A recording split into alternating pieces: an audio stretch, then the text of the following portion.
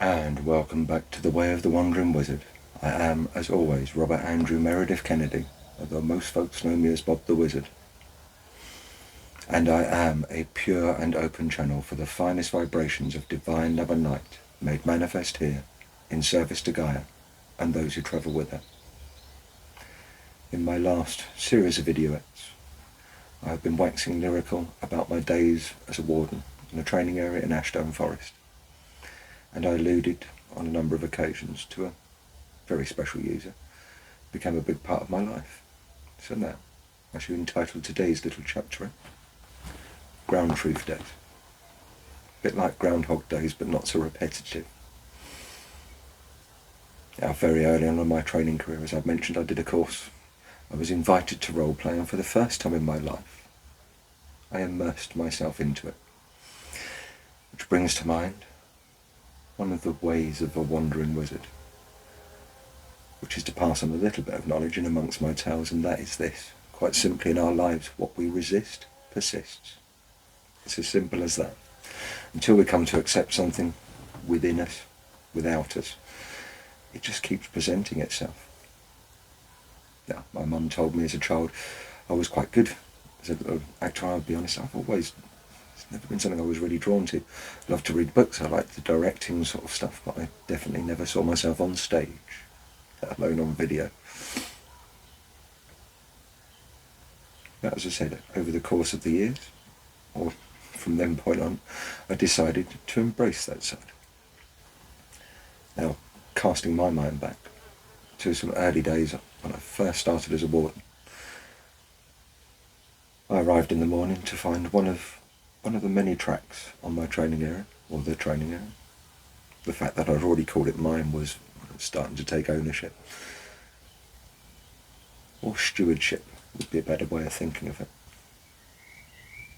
Now, keeping the tracks open was part of my job, so I strode wardenly, if there is such a word, forward, and basically requested in a firm voice that the tracks be opened up, and that they couldn't block the tracks with whatever training exercise was going on.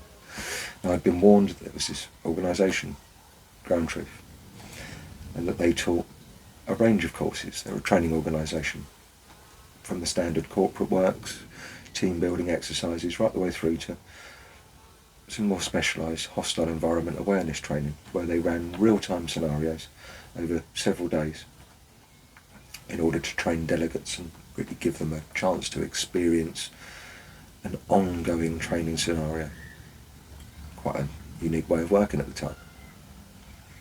No, these were the party to which I was now, toe-to-toe. Well, as you probably gathered, it's a somewhat resistant side to my nature, and if I feel that I'm in the right, I'll stand my ground, and I was standing ground. And just before it became, let's just say, a little bit of cockstand, I found myself, hand on shoulder, being gently ushered off to the side, and deflated, diffused, I suppose is a better way of looking at it, by an absolute master. The director of the company, a wonderful gentleman, now sadly passed Guy, hand on shoulder, ushered me away, explained what they were about, how they were working, and the fact that I'd stood down his, at the time, armed, well, all right, with blank firers, checkpoint. Had I ever fired a gun before? Well, I mentioned a few times in Ireland I'd done some range days. I certainly wasn't gun proficient, but I'd fired a few. He liked the beard. Had I ever worn a shemag? And more importantly, would I like to earn myself a few readies in my back pocket by helping them out on a scenario later in the day? To which I agreed, and found myself in a cabin, a little bit darker than this one, with several other members of the team, pistol in hand, blank firing pistol in hand, ready to leap out and scare the bejesus out of a bunch of delegates. Well, what was not to like? Bursting out of there, guns firing in the air, get out of the car routines, I was in my element. Clearly I added some energy, enthusiasm and a beard to the team, and from that point forward I pretty much secured myself a minor role in the training. I was brought on from time to time in my duties on the ward, and I was already on site, so from time to time I'd move my lunch break, fill in for a little scenario, add a bit of energy, bit of noise, bit of size, I don't know. As the years progressed, as we rolled towards the accident, I was working increasingly. As soon as I finished work in the evening, I'd stay on. Scenario training like this ran right the way through, sometimes 10, 11 o'clock at night. They were long working days. So I'd start early, do my working day, finish my duties as a warden, drop off my vehicle, pick up my Land Rover, drive back and do another job. I was self-employed as well as being employed, so I saw no problem with it. Wasn't technically moonlighting because I was monitoring the same area, so how I justify it. But it worked well. It certainly meant in my day job I knew the business, how to deconflict, how to make sure that things were working together, timings ran. It was useful, and they were and are an exemplary team of human beings to work with. I absolutely loved it. At the time the training was quite robust. It was big, it was tough. There was an awful lot of flinging people about. I have to say I quite enjoyed it. It was a bit like I'd done a tiny bit of door work in the past, helping out friends every now and again in the local area. But this was something altogether special. I mean, needless to say, with the beard, I quite often was called into the role of terrorist. And it was nice. Sounds strange, but to play, I don't know, someone that's not yourself. Let that other side out. And I thoroughly enjoyed my days. The purpose of that kind of immersive training is that the body remembers. So the more times that folk went through the course, the more that they became body conditioned and programmed to responding rather than reacting in highly stressful situations. Even if I wasn't working with the team, I'd love to listen into the first aid. I had an interest in first aid. I was a first aider at work. These guys were, a lot of them were firemen, trauma medics. They had knowledge, and I love to acquire knowledge. So I'd listen in to the training. Occasionally I'd get to drop in every now and again. There's a road traffic accident or something like that. Now casting my mind back, clearly I found those experiences, pretty much as I mentioned in my diving, to be absolutely essential when I was laying on the road in 2012. Far from panicking, that diving instructor's voice, calm down, slow down, control your breathing, kept me in a calm state, slowed my bleeding rate down. The fact that an awareness of watching delegates treating people with injuries or replicating injuries similar to the one I physically had helped me remember what to do, how to slow down the blood, where to grip, where I would put a tourniquet on if I needed one, or if I even remembered to make one. I felt that my exposure to Groundtruth and the way that it trains, or the way that or the way that many of these training organisations work, this immersive training, had helped me immensely.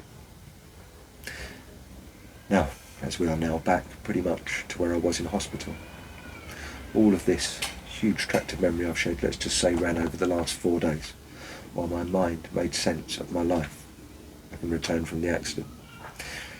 One night, late at night, having had my visitors, I had a knock on the door. I was expecting a nurse. As it was Guy. They'd just finished a course and he was bringing me a video message of hope and hello from the team, which was just so uplifting to see. He bought me a couple of bottles of beer, which I wasn't allowed to drink until much later. And he insisted on that. Some books to read. And he just sat and listened while I, probably the first time face to face, gave me time to recount my accident, what I'd been through, how the training had helped me really maintain a grip on the road.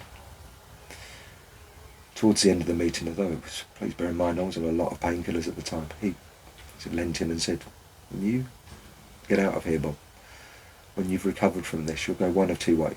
Either this will affect you for life and you'll be a basket case, struggling to deal, or knowing you with your character, you'll have the balls, I suppose, to fight your way through it. And what will emerge out of this will be an altogether different Bob, forged by your experience. Hey, he was a people person. He gave those kind of pep talks. It was just what I needed to hear.